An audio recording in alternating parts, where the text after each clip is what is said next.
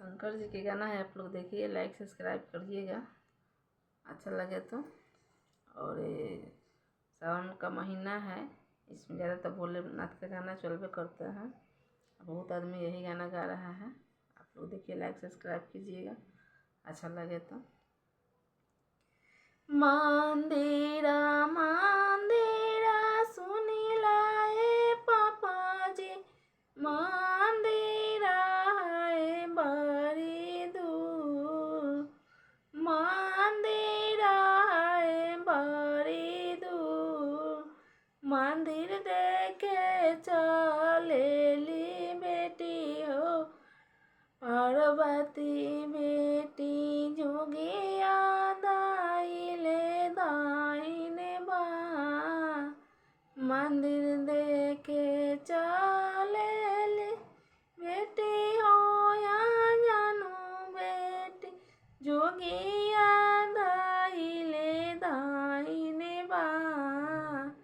जोगिया दाइले दाइने बा, चोरू चोरू जोगिया हो हमरी दाइने बाइया, तोरा घरवा रहबो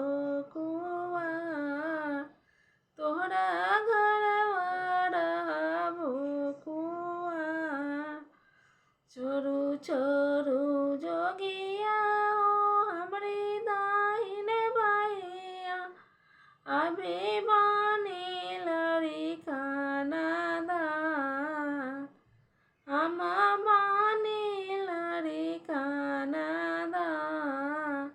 जब तू गौरा हो लड़िकाना दानवा, कहे आइलो शिव के पूजन, कहे आइलो शिव के पूजन, जब तू गौरा हो लड़िकाना दानवा, कहे आइलो शिव के पूजन, कहे आइलो शिव के पूजन। मंदिरा मंदिरा सुनीला ए भैया जी, मंदिरा है बड़ी दूर, मंदिरा है बड़ी दूर, मंदिर देखे चलेली बेटी हो जानू बेटी जोगिया दाइले दाइने बा, जोगिया दाइले दाइने बा, छोरू छोरू जोगिया हो हमरी दाइने बाइया, हम बानी लड़िकाना दा, हम बानी लड़िकाना दा, जब तू गौरा हो लड़िकाना दानवा, कहे आइलो शिव के मंदिर, कहे आइलो शिव के मंदिर, छोरू छोरू जोगिया हमरी दाइने बाइया, हम बानी लड़िकाना दा, जब तू गौरा हो लड़िकाना दानवा, कहे आइलो शिव के पूजन,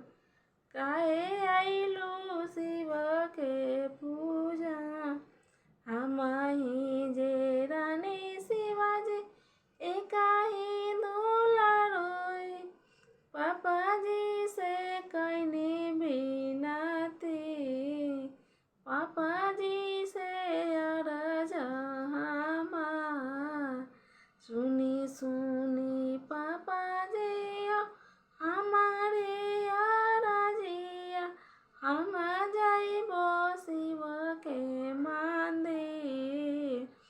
हम जाइबो शिव के मंदिर, हम ही